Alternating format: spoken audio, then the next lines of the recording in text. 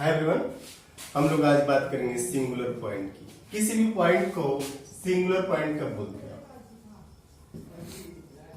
Singular point, इसकी कई तरीके से डेफिनेशन दी गई। Someone says that z equal to z0 is singular point when function ceases to be analytic, means उस point पे फंक्शन की एनालिटिसिटी फेल करती है। दूसरा ये था कि z equal to z0 is singular point if in its deleted neighborhood, means every deleted neighborhood की बात हो रही है यहाँ पे, कि its every deleted neighborhood has at least one point where function is analytic।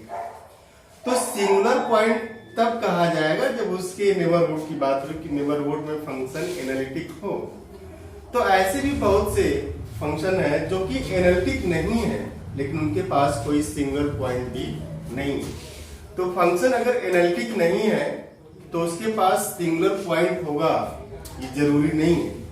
For example जैसे F Z equal to this mod Z whole square, F Z equal to mod Z whole square. Singular point तब कहा जाएगा, आप एकदम clear होइएगा कि singular point तब होगा जब उस पॉइंट के एवरी नेबरहुड में कम से कम एक पॉइंट ऐसा हो जिसमें फंक्शन एनालिटिक हो। और एनालिटिक होना मतलब जिस पॉइंट पे भी एनालिटिक होगा फंक्शन, उस पॉइंट के लिए कहा गया कि at every point of some neighbourhood, तो फिर उस पॉइंट के भी नेबरहुड में फंक्शन डिफरेंशिएबल होता है। जैसे mod Z sorry F Z equal to mod Z of whole square, this is differentiable at Z equal to 0। But जैसे हम लोग इसके जीरो के अलावा जो पॉइंट लेते हैं जिस पर डिफरेंशिएबिलिटी चेक करते हैं, तो नेसेसरी कंडीशन जो है कि del F upon del Z बार ये 0 होना चाहिए। बट जैसे आप मॉड जेड होल स्क्वायर को लिखते जेड इंटू जेड बार, आप पाते कि del F upon del Z bar is not equal to 0 when Z is not equal to 0। तो इस केस में ये हुआ कि फंक्शन जो है 0 के अलावा और कहीं डिफरेंशिएबल है ही नहीं। तो ये F Z equal to mod Z whole square is differentiable at Z equal to 0 but nowhere analytic. But ये सी में ओवर होल सी ऐसा कोई पॉइंट ही नहीं मिलता जहां पे फंक्शन एनालिटिक हो जाए। अब फंक्शन अगर एनालिटिक नहीं है तो इसका मतलब ये भी नहीं होता कि फंक्शन के पास फिर सिंगुलरिटी होगी। मींस अगर ये function this function is nowhere analytic over this C, it does not mean every point of C is singular point. Singular point वो पॉइंट होगा जिसमें फंक्शन एनालिटिक तो नहीं है बट उसके नेबरहुड की बात हो रही है, उसमें कम से कम एक पॉइंट मिलता है जहां पे फंक्शन एनालिटिक हो जाता है।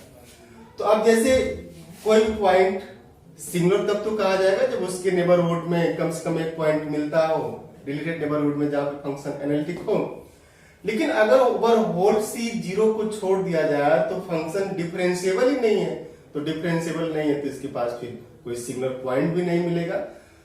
तो इसका मतलब ये हुआ कि अगर फंक्शन एनालिटिक नहीं है, मान लेते हैं कोई डोमेन डी है, डोमेन डी, इस डोमेन डी पे अगर फंक्शन एनालिटिक नहीं है तो इस बात की गारंटी नहीं होती कि फंक्शन के पास सिंगुलर पॉइंट होगा ही होगा।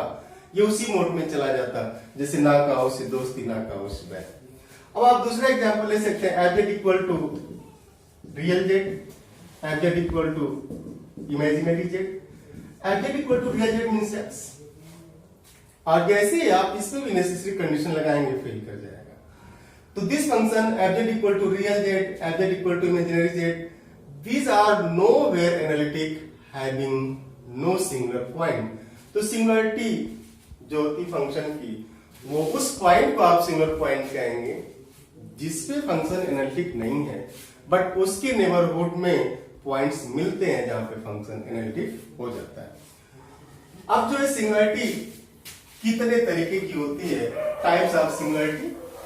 आप सिंगुलर पॉइंट को दो कैटेगरी में ले आते। फर्स्ट है आइसोलेटेड। आइसोलेटेड आइसोलेटेड मीन्स जिसको आप अलग कर सकते हैं। जैसे वो एक गाना था ना, जा तो इसको भुला दिया, तो भुला के भी आप जी पाते हैं आइसोलेटेड में। और यहाँ पे 3 तरीके का होता है। रिमूवेबल, जो बहुत ज्यादा कष्ट नहीं देता, एक pole, and this is essential.